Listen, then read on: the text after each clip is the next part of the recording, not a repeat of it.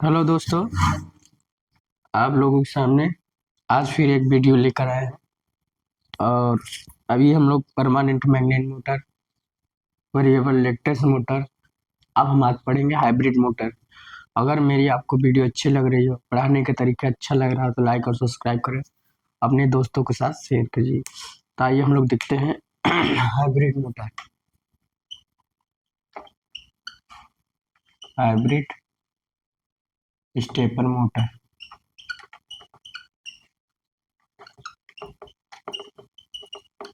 तो hybrid stepper motor की बात करें तो हाइब्रिड स्टेपर मोटर जो होता है आपका एक परमानेंट मैग्नेट मोटर और प्लस वेरिएबल रिएक्टेंस मोटर का बना होता है।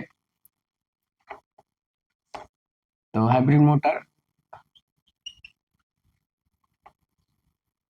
परमानेंट मैग्नेट प्लस वेरिएबल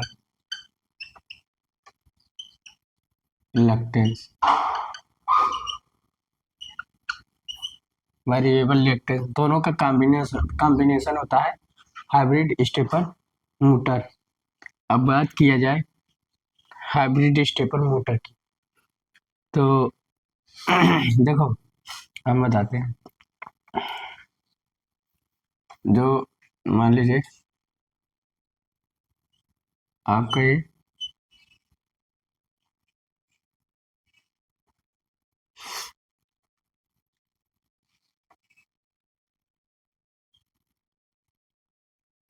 ठीक, मान लीजिए बना नहीं, कोई बात नहीं।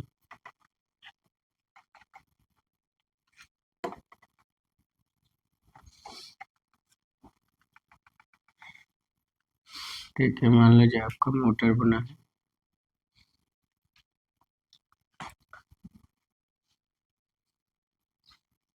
एन एस एम एस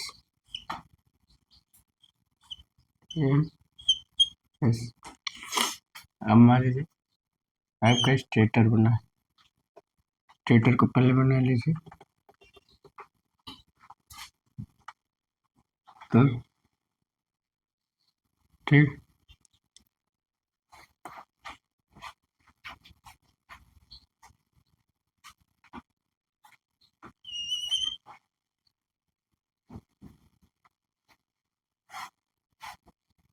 तो अब देखा जाए 1 2 3 और 4। तो अब देखो ए डैश, बी, बी डैश। तो ए आपका यह शाफ्ट होता है घूमने वाला। ये परमानेंट मैग्नेट है, परमानेंट मैग्नेट। ये आपका वेरिएबल रिएक्टेंस है, वेरिएबल रिएक्टेंस। तो आपको देखने से क्या मिल रहा है, परमानेंट मैग्नेट से आपका डिटेक्ट टार्क इसमें होता है। तो परमानेंट मैग्नेट से इसमें नंबर 1 क्या होता है, डिटेक्ट टार्क। क्या होता है, डिटेक्ट टार्क। और दूसरा वेरिएबल रिएक्टेंस मोटर से आपका increase number of rotor teach, increase number of teach, मतलब रोटर टिच या टिच तो बढ़ते हैं। तो रोटर टिच मान लीजिए, rotor teach, increase number of rotor teach. तो इसमें कुछ ज़्यादा है नहीं, बस यही देखना है कि हमारा जो वेरिएबल हाइब्रिड मोटर है वो किससे मिलकर बना है। एक वेरिएबल इलेक्ट्रिक मोटर और परमानेंट मैग्नेट मोटर से बना होता है। ठीक, अब देखा जाए तो इसमें क्या होता है, डिटेक्ट आर परमानेंट मैग्नेट है और वे इंक्रीज ऑफ रोटर टिच वेरिएबल इलेक्ट्रिक है। इसको थोड़ा बना लीजिए तो हम आपको समझाते हैं।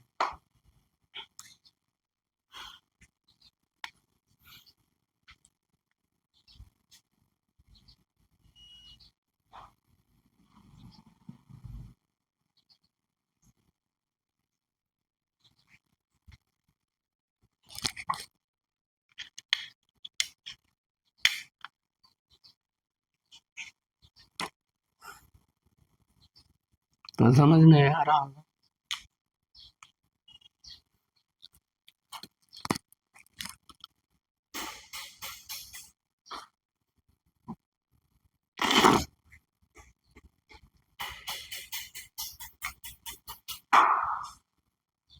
तो आप लोग बना लिए होंगे, पुश करके वीडियो बना सकते हैं।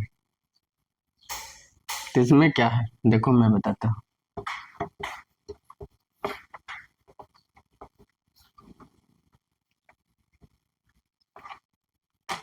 इसमें क्या है कि पॉजिटिव अगर रहेगा तो एन पोल, क्या रहेगा एन पोल, और निगेटिव रहेगा तो यस पोल। ये ध्यान दीजिएगा थोड़ा, ठीक, यस पोल से रहेगा। तो अगर पॉजिटिव देंगे तो एन पोल्स, निगेटिव देंगे तो यस पोल्स। तब मान लीजिए हमारा ये क्या है, रोटर है, इस पे हमने N S N S N S N S. और हमारा मान लीजिए हमने इस पॉइंट को सेट किया है, ये डैश, हमने इसको क्या दिया पॉजिटिव, इसको दिया निगेटिव, तो हमारा क्या बना, ए एन बना और ए यस बना। तो हमारा एन यस, और थोड़ा सा करें नहीं तो दिक्कत हो जाएगी, कोई दिक्कत नहीं। तो एन यस एन यस, तो एन को इधर से अट्रैक्ट करना है ना, ठीक ठीक सही बनाए तो थे, S N S N S. अब देखिए तो ये हमारा यस पोल्स बन जाएगा, ये एन पोल्स बन जाएगा। तो ए जब एन एन पोल्स बनेगा तो इसको ट्रैक्ट करने की कोशिश करेगा। तो हमारा मोटर मान लीजिए इसको से बना दीजिए, तो एस हो गया, ठीक। तो क्या होगा, ये हमारा एन पोल्स, तो क्या होगा हमारा जो फ्लक्स है इसे चलेगा। तो क्या है हमारा flux least reluctance path provide करना चाहता है, लीस्ट रिलक्टेंस पाथ से जाना चाहता है। तो हमारा फर्स्ट कंडीशन, तो मान लीजिए तो हमारा रोटर अब ऐसे भी जाएगा, ठीक। तो अब हमारा ये इधर था, तो ये हमारा इधर हो जाएगा, समझ रहे हो। तो ये इधर हो जाएगा, यस इधर हो जाएगा घूम के, ये इधर हो जाएगा। अब ये यस यहाँ चलाएगा, कहाँ, यस यहाँ चलाएगा, ये इधर चला जाएगा, यस इधर चला जाएगा, ठीक। अरे हमारा यस इधर चला जाएगा, ये इधर चला जाएगा, किस कारण, इस कारण। तो हमारा एन पोल बन गया। तो हमने इसको एक्साइटेड किया, पॉजिटिव दिया, इसको हमने क्या किया निगेटिव दिया, तो हमारा एन और यस बन गया। तो हमारा flux least reluctance path provide कर रहा है। तो हमारा देखो, अब मोटर हमारा किधर से किधर घूम, इधर से इधर घूम। अब हमारा मोटर इधर घूमना की कोशिश करेगी, इधर घूमने की कोशिश, देखो हमारा मोटर क्लॉकवाइज डायरेक्शन में, किधर क्लॉकवाइज डायरेक्शन में। बता लीजिए तो हमारा मोटर किधर घूमा क्लॉकवाइज डायरेक्शन, तो हमारा मोटर ऐसे रोटेट करता रह जाएगा, ऐसा रोटेट करता रहेगा।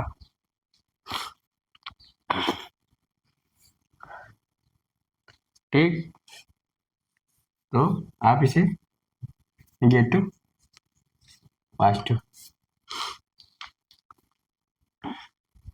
एक्साइट की वन पोल पेयर, इसमें स्टेपर मोटर में क्या होता है, वन पोल पेयर एनर्जाइज एट ए सेम टाइम। तो वन पोल पेयर क्या है, एनर्जाइज एट ए सेम टाइम पे एनर्जाइज करें।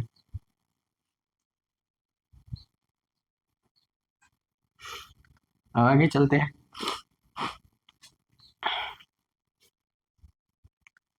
ताल लीजिए।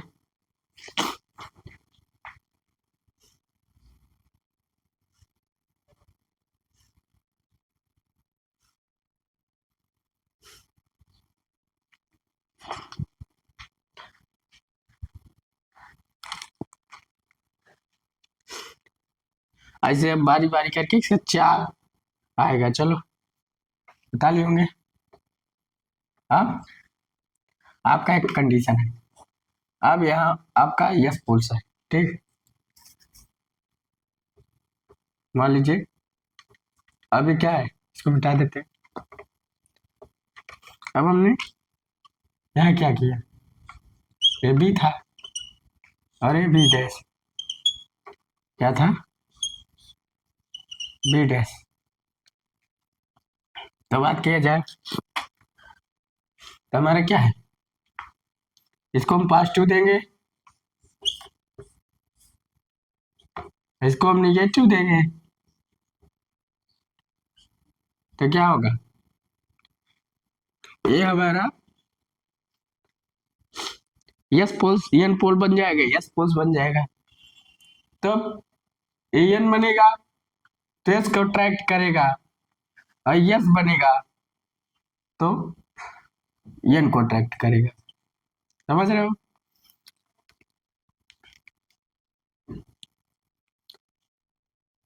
थोड़ा सा ब्रेक।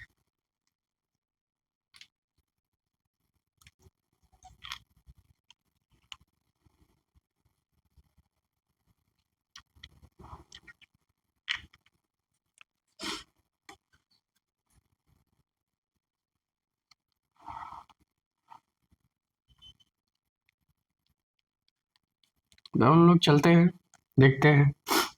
तब हमारा यहाँ से जाएगा, ए यस हो गया, एन को ट्रैक्ट करेगा, S N S N S N N. तब हमारा कैसे होगा, एन हो तो एस को ट्रैक्ट करेगा, तो हमारा जो फ्लक्स का पाथ होगा वैसे होगा। तो हमारा रोटर ऐसे घूम जाएगा।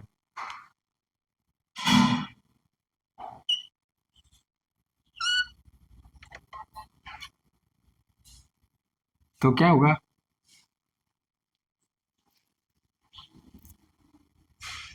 ये इधर से करेंगे तो इधर से जाएगा, तो इसको पॉजिटिव इसको निगेटिव ले लेते हैं एक तरफ से, तो यहाँ से घूमेगा तो यहाँ से करो, छोड़ो, यहाँ से लो, ये देखो, तो हमारा ऐसे घूमेगा, तो यस इधर आ जाएगा, ये इधर आ जाएगा, तो ये इधर आ जाएगा, ठीक। और ये इधर आ जाएगा, ये इधर आ जाएगा, यस, और यस, अरे ये तुम्हारा क्या हो, ये एन पोल है, ऐसे पॉजिटिव दिए और यस पोल है, इसे हम नेगेटिव दिए। अब हमारा देखो फ्लक्स ऐसे घूम रहा है, बना ली। तो इसे हम लोग देते चले जाएंगे। अब हमारा देखो मोटर की डायरेक्शन इधर, मतलब इधर घूम रहा, किधर घूम रहा है, क्लॉक वाइज डायरेक्शन। मोटर हमारा रोटेट किधर कर रहा है, क्लॉक वाइज डायरेक्शन रोटेट कर रहा है।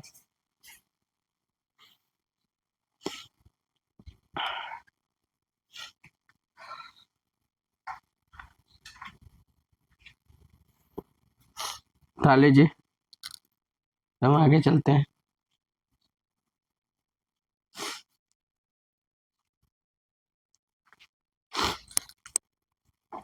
तो समझ गए होंगे कैसे हमारा वर्क कर रहा है। अब फिर हम क्या करेंगे, फिर ए डैश को हम देंगे, ए को देंगे माइनस, मतलब माइनस से पोलरिटीज कनेक्ट करेंगे, डैश पॉजिटिव पोलरिटीज कनेक्ट करेंगे, तो जो माइनस से होगा वो आपका यस पोल से हो जाएगा, और जो पॉजिटिव से होगा वो एन पोल से हो जाएगा।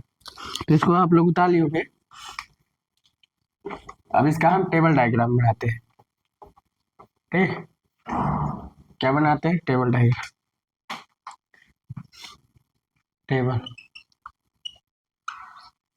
अब ए बी और थीटा एंगल बनाते हैं। पहले हम इसे पॉजिटिव सेट किए, ठीक, ये तो 0 डिग्री बना, इसे पॉजिटिव किए तो 0 डिग्री बना, ये 0, ये बीटा आप डिग्री बनेगा।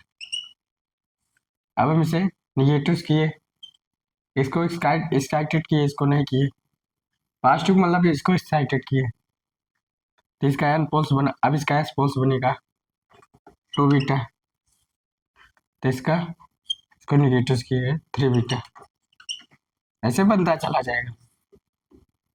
ठीक, तो ऐसे बनता चला जाएगा एंगल। आप लोग इसको बना लीजिए। इससे फायदा क्या है? एक डिटेंट टार्क क्या होगा? डिटेंट टार्क भी, दूसरा क्या?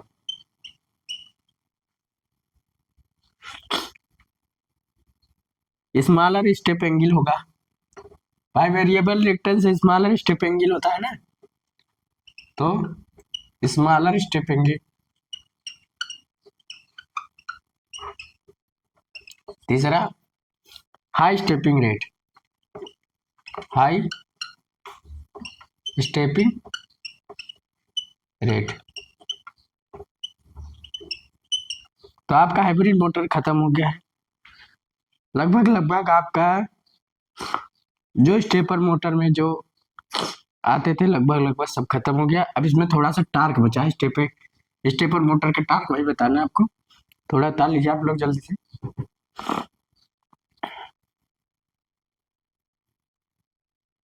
टार्क बताना है, टार्क क्या होता है, what definition of torque stepper motor का।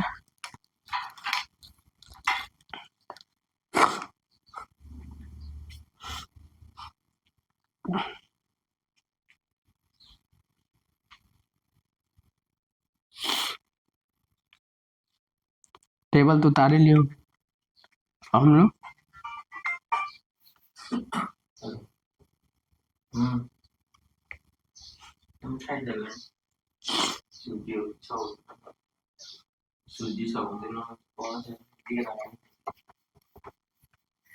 अब टार्क, स्टेपर मोटर का टार्क लिखेंगे, टार्क ऑफ स्टेपर मोटर।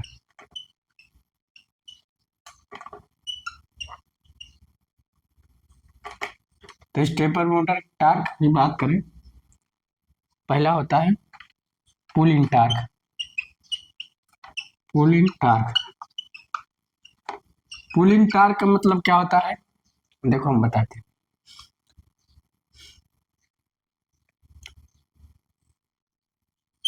मान लीजिए आपके स्टेटर है, ये रोटर है, तो क्या करेगा, जब हमारा स्टेटर रोटेट करेगा स्टेपर मोटर, तो हमारा रोटर भी स्टेपर मोटर की तरह उसी समय रोटेट करेगा जिस समय, मान लीजिए 1 सेकेंड में स्टेटर है, ऐसे समझिए स्टेटर है। ठीक, अब स्टेटर हमारा 1 सेकेंड लेता है रोटेट करने में, तो हमारा रोटर भी 1 सेकेंड लेगा रोटेट करने में। मतलब पुलिंग टार्क का मतलब क्या है, वह टार्क जो रोटर को सिंक्रोनाइज करने में फोर्स लगाता है वह पुलिंग टार्क होता है। रोटर को सिंक्रोनाइज करेगा, हाँ, पुलिंग टार्क कहलाता है। बस यही इसका डिफिनेशन है। पुलिंग टार्क का मतलब क्या है, जो रोटर पर जो फोर्स लगाएगा, मान लीजिए इसका एन फोर्स है, इसका एस है, इसका एन है, इसका एस। तो क्या करेगा, मान लीजिए स्टेटर इधर घूमने की कोशिश करेगा, तो भी क्या करेगा, इसके साथ 1 सेकंड में सिंक्रोनाइज होगा, मगर सिंक्रोनाइज में रहेगा वो। तो जो टार्क लगता है सिंक्रोनाइज करने के लिए, रोटर को सिंक्रोनाइज करने के लिए जो टार्क लगता है उसे पुलिंग टार्क कहलाता है। समझ गए? पुलिंग टार्क का मतलब क्या है, रोटर अगर हमारा 1 सेकंड में घूम रहा है तो हमारा स्टेटर भी 1 सेकंड में घूमेगा। किसके द्वारा? पुलिंग टार्क के द्वारा। जो टार्क लगता है पुलिंग टार्क के द्वारा 1 सेकंड में घूमेगा, यानी सिंक्रोनाइज रहेगा। पुलिंग टार्क के द्वारा हमारा रोटर स्टेटर से सिंक्रोनाइज रहता है। तो जो टार्क सिंक्रोनाइज में लगता है वही इसको हम बोलते हैं पुलिंग टार्क। तो हम लिखते हैं इसके बारे में, लिखते हैं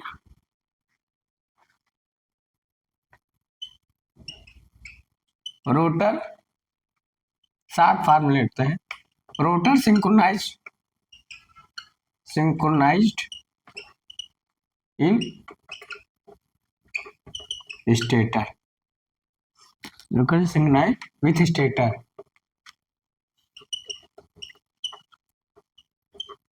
स्टेटर मतलब रोटर सिंक्रोनाइज रहेगा किसके साथ, विथ स्टेटर के साथ। तो जो टार्क लगता है रोटर को सिंक्रोनाइज होने में, रोटर को सिंक्रोनाइज करने में या रोटर को सिंक्रोनाइज घुमाने में जो टार्क लगेगा वो पुलिंग टार्क कहलाएगा। बस इसका सीधा मीनिंग समझना है। रोटर जब हमारा 1 सेकंड में घूमेगा, मान लीजिए 1 सेकंड में घूम रहा है स्टेटर, तो हमारा 1 सेकंड में रोटर भी घूमेगा, मतलब सिंक्रोनिज। अब जो टार्क लगाएगा, जो टार्क इन दोनों के बीच में लगेगा वो आपका पुलिंग टार्क कहलाएगा कि रोटर हमारा सिंक्रोनिज्म में रहे। तो सिंक्रोनिज्म में बनाने के लिए हमारा जो टार्क लगता है वो पुलिंग टार्क, या इसको और लिख सकते हो रोटर में का synchronise condition, synchronise condition, synchronise condition, condition by pulling torque, pull in torque. तो रोटर हमारा सिंक्रोनाइज कंडीशन में रहेगा बाय पुलिंग टार्क के द्वारा। तो पुलिंग टार्क क्या है, जब हमारा रोटर स्टेटर के साथ सिंक्रोनाइज रहेगा, मतलब सिंक्रोनाइज कंडीशन में रहेगा, तो हमारा पुलिंग टार्क कहलाएगा। समझ गए होंगे? अब अगला आता है pull out torque. Pull out, pull out torque देखिए,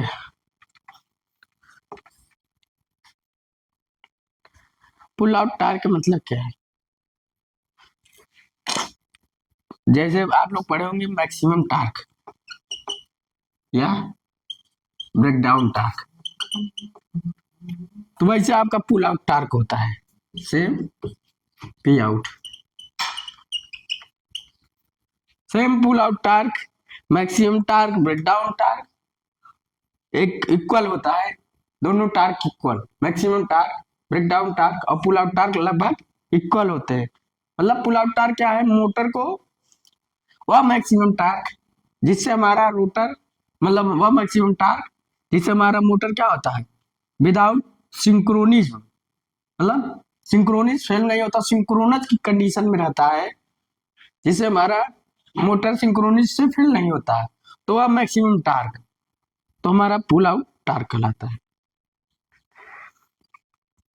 मैक्सिमम टार्क या breakdown torque, pull out torque तीनों इक्वल होता है। इसको उतार लीजिए। तो maximum torque, breakdown torque और पुल आउट टार्क लगभग इक्वल होता है। तो मतलब क्या होता है, जब हमारा वह मैक्सिमम टार्क सिंक्रोनिस कंडीशन में, वह मैक्सिमम टार्क सिंक्रोनिस कंडीशन में without a synchronism fail, then called a pull out torque. लिखेंगे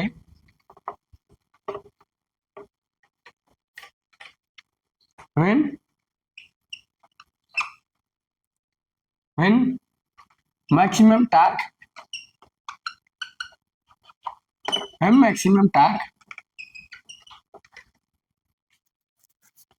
synchronous condition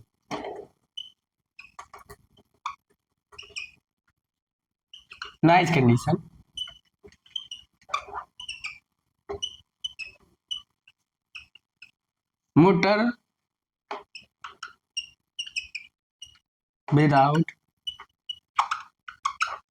motor without failure synchronism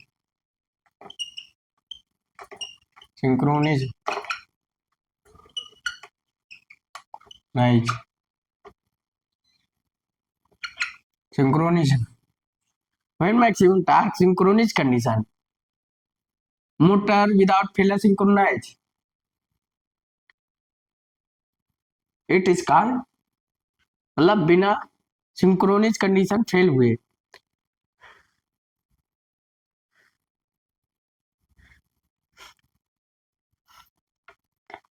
synchronism it is called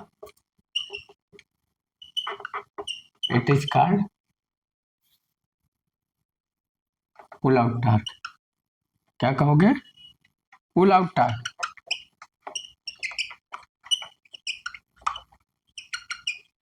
pull out torque मतलब वह maximum torque जो motor without fail हुए synchronism condition में maximum torque इससे हमारा जब motor synchronism condition मतलब सिंक्रोनाइज फेल नहीं होता तो जो टार्क लगता है उसे हम क्या कहते हैं पुल आउट टार्क डाल लीजिए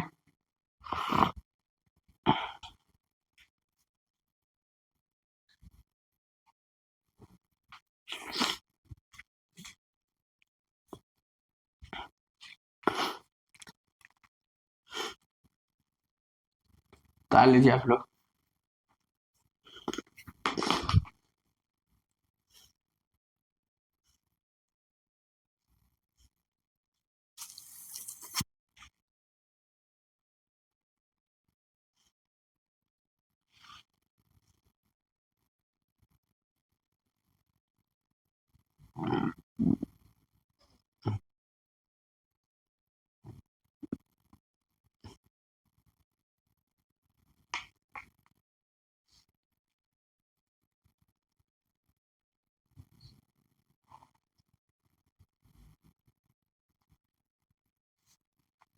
तो हम आगे चलते हैं फोल्डिंग टार्क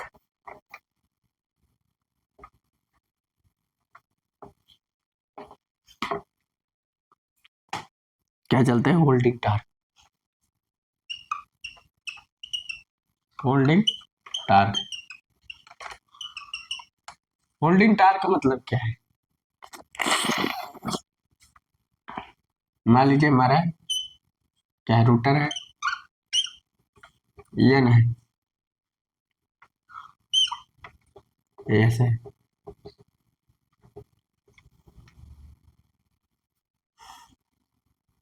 तो मान लीजिए हमने इसको एक्साइटेड किया इसको हमने एक्साइटेड किया इधर से तो क्या रहता है जब हमारा सब मोटर ऑन रहता है जब हम मोटर को सब एक्साइटेड किए रहते हैं ऑन कंडीशन में तो हमारा मोटर ऑन रहता है और होल्ड रहता है देखो हम बताते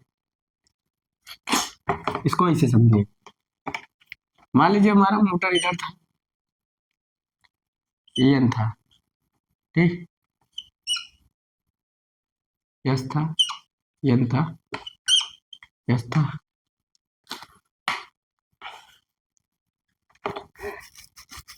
हमने इसको एक्साइटेड किया ठीक हमने इसको एक्साइटेड किया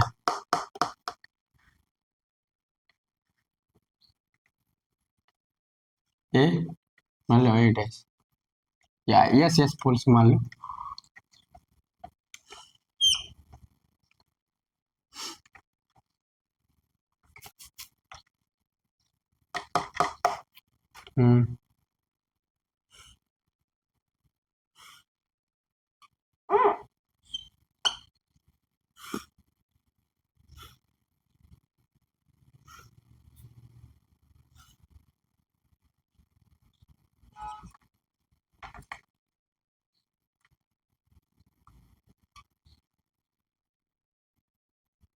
यस मान लो। थोड़ा इसको टेढ़ा कर लो। मैं आपको समझाता हूँ क्या होता है होल्डिंग टार्क। तो देखिए, मान लीजिए आपका यस हो गया, एन हो गया, ये आपका, ये आपका, ठीक, यस हो गया, एन हो गया, एन हो गया, का यस इधर होगा।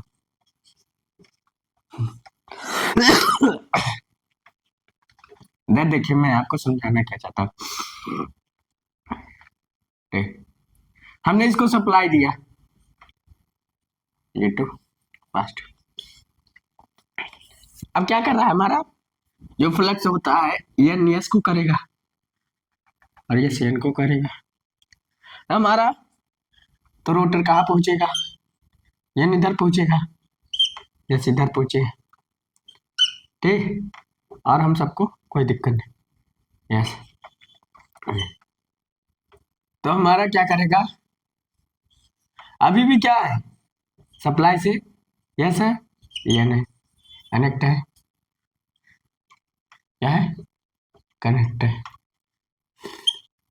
तो क्या है, अभी भी क्या है, हमारा रोटर होल्ड है, हम सप्लाई ऑन किए हैं, हमारा रोटर इधर से इधर घूमा, मगर हमारा मोटर तब तक होल्ड रहेगा इस कंडीशन में जब तक हम सप्लाई ऑन रखेंगे।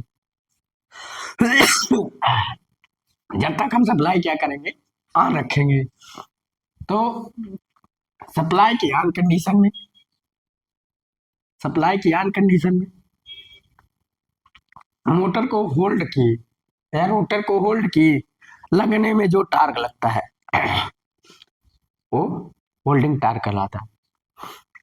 मतलब समझ गए, जब हमारा रोटर इधर से इधर गया क्लॉकवाइज डायरेक्शन में, फ्लक्स हमारा लीस्ट इलेक्ट्रॉन पास करेगा, तो हमारा अब इधर आ गया है और यस इधर आ, अब तब तक होल्ड रहेगा जब तक हमारा सप्लाई रहेगा, और जब सप्लाई रहेगा तब तक हमारा मोटर होल्ड किए रहेगा रोटर को।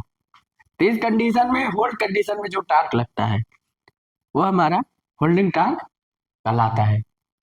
रोटर को एक कंडीशन मतलब सप्लाई के ऑन कंडीशन में, तो हमारा क्या होता है होल्डिंग टार्क, होल्डिंग टार्क जब हमारा रोटर सप्लाई ऑन कंडीशन में, सप्लाई ऑन कंडीशन में रोटर स्टेटर के साथ होल्ड रहता है, किसके द्वारा, होल्डिंग टार्क के द्वारा, तो होल्डिंग टार्क कहलाता है। और सप्लाई ऑन रहेगा, इसको बनाना बना लीजिए, आप लोग समझ जाएंगे। अब इस कंडीशन में जो टार्क लगा ये होल्डिंग टार्क है, होल्डिंग टार्क कहलाता है।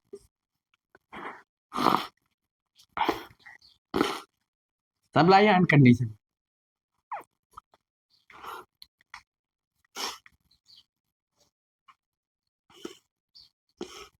हम सप्लाई ऑफ कर देंगे तो होल्डिंग टार्क हट जाएगा। और होल्डिंग टार्क हमारा आल मोटर में लगता है, सप्लाई ऑन कंडीशन में लगता है। अब पोजीशन को कब तक होल्ड करे रहेगा, रोटर की पोजीशन को कब तक होल्ड कर रहेगा, जब तक सप्लाई ऑन रहेगा, सप्लाई ऑफ कंडीशन में नहीं रहेगा।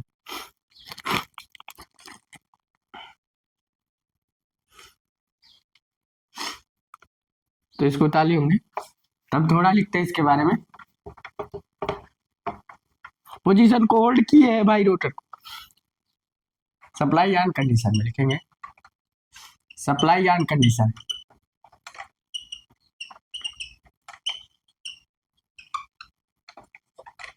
सप्लाई ऑन कंडीशन में rotor position hold, rotor position hold, supply on condition, rotor position hold, it is called holding torque.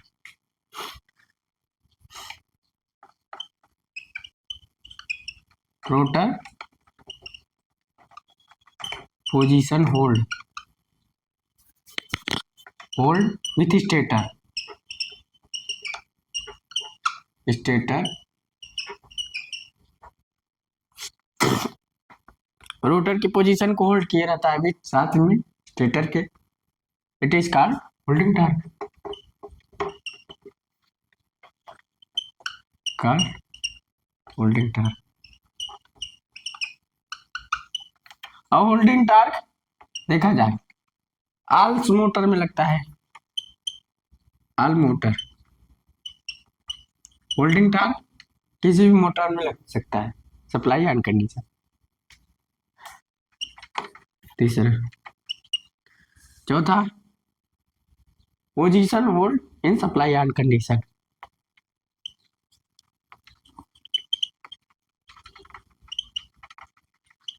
Hold in supply and condition. और वेरिएबल रिएक्टेंस में भी लगता है।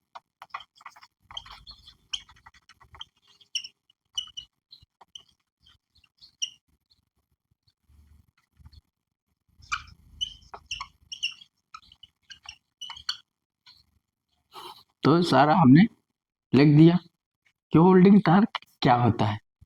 सप्लाई एंड कंडीशन रहती है, rotor position hold with stator, it is called holding torque.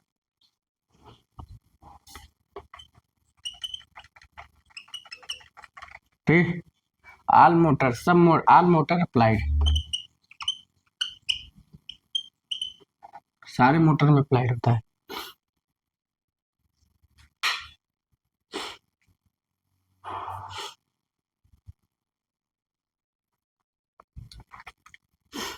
इसको उतार लीजिए।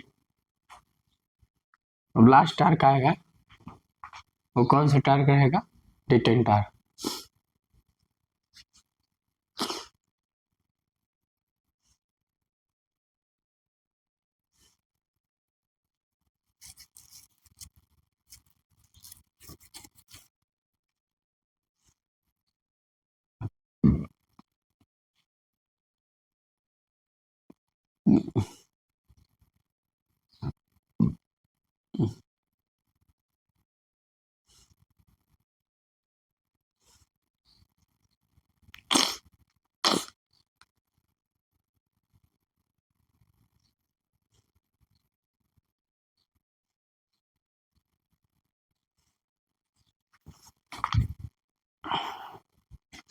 ताली हो गई।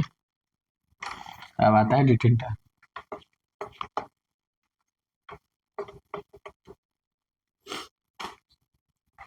डिटेन टार्क कब लगता है? Detent torque, detent torque, detent torque क्या होता है? हमारा परमानेंट मैग्नेट में लागू होता है। मान लीजिए यस है, यस है, अदर मेन बन जाएगा। मान लीजिए जब हमारा सप्लाई ऑन था, क्या था? सप्लाई दिए थे, सप्लाई दिए तो क्या होता? उस कंडीशन में होल्ड था। क्या था? होल्ड था। सप्लाई ऑन कंडीशन में होल्ड रहता है भाई, तो होल्ड था। उस कंडीशन में हमारा क्या था? मान लीजिए होल्ड था, हाँ कुछ था, होल्ड था, तो हमारा रोटर स्टेटर के साथ होल्ड है। जब हमने सप्लाई को ऑफ हटा दिया, सप्लाई को ऑफ ऑफ कर दिया, तो हमारा क्या होता है? यहाँ एन पोलरिटी जनरेट हो जाती है। एन पोलरिटी जनरेट हो जाती है, तो हमारा क्या होता है? रोटर स्टेटर के साथ तब उसका होल्ड रहता है विदाउट सप्लाइड कंडीशन में भी।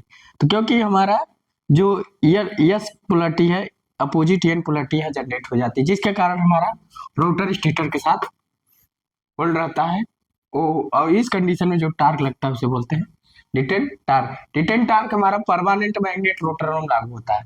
जैसे क्या होता है, हमारा जो चुंबक होता है किसी पैसों को चिपकाता है कब? मान लीजिए हमारा चुंबक है, हमारा मान लो जो कोई लोहे का टुकड़ा है, ये लोहे का टुकड़ा है, इसको चिपकाएगा क्या? जब इधर अपोजिट पोलरिटी होगी तब। तभी हमारा चुंबक खींच लेता है। तो वो जो टार्क लगता है, वो जो टार्क लगता है उसे डिटेक्ट टार्क बोलते हैं। मतलब सप्लाई ऑन और ऑफ कंडीशन में रिटर्न टार्क हमारा लगता है।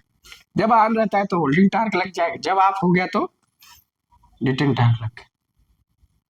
और हमारा सिर्फ परमानेंट मैग्नेट या हाइब्रिड मोटर में लागू होता है। समझ गए होंगे, तब इसके बारे में लिखते हैं।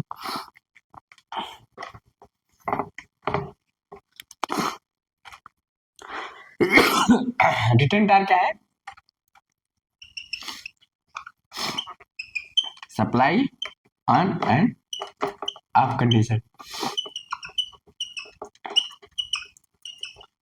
दूसरा पोजीशन होल्ड।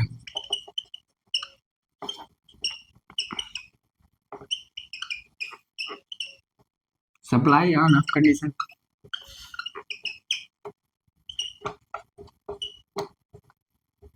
कंडीशन। तीसरा परमानेंट मैग्नेट या हाइब्रिड मोटर।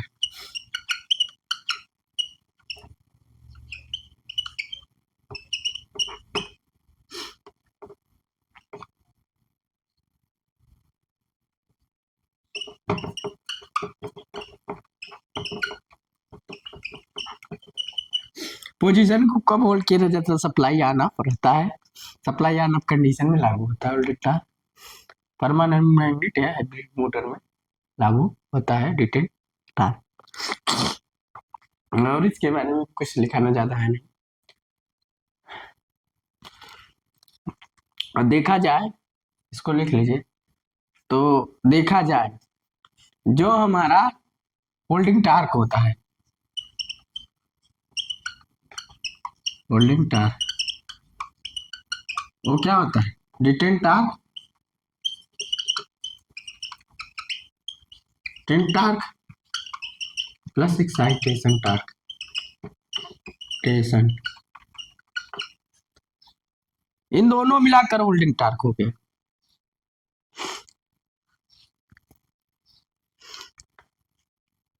पर वालों ताले तो बताते।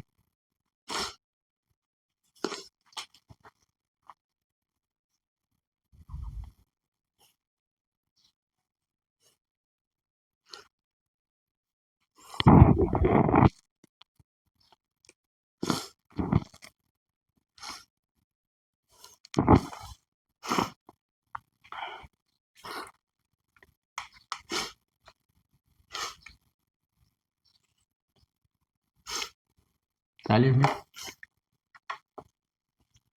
देखो, होल्डिंग टार्क डिटेन टार्क से बड़ा होता है। जब हम मान लीजिए ये रोटर है एन और एस, अब यहाँ क्या किया है? जब हमने सप्लाई दिया है, पहले तो सप्लाई ऑन किया है, जब सप्लाई ऑन किया है तो उस समय जो टार्क लग रहा है रोटर को पकड़ा है क्या? Return torque. और जब एक्साइटेशन दिया है तब पकड़ा है होल्डिंग टार्क। तो एक रिटर्न टार्क परमानेंट मैग्नेट के कारण, एक्साइटेशन के कारण, तो उस समय जो टार्क लगा, ये दोनों मिलाकर हमारा होल्डिंग टार्क बना। हमारा holding torque detent torque supply on condition में भी लागू है, मान लीजिए लागू है। परमानेंट मैग्नेट कारण है, डिटेन टार्क लग रहा है एक्साइटेशन के कारण होल्ड हो रहा है। तो हमारा जो होल्डिंग टार्क लगता है ऑन कंडीशन लगता है, और परमानेंट कारण डिटेन टार्क लग रहा है। इसका एक मतलब क्या है? जो हमारा होल्डिंग टार्क है डिटेन टार्क प्लस एक्साइटेशन से बना है। मतलब holding torque, holding torque is greater than detain torque.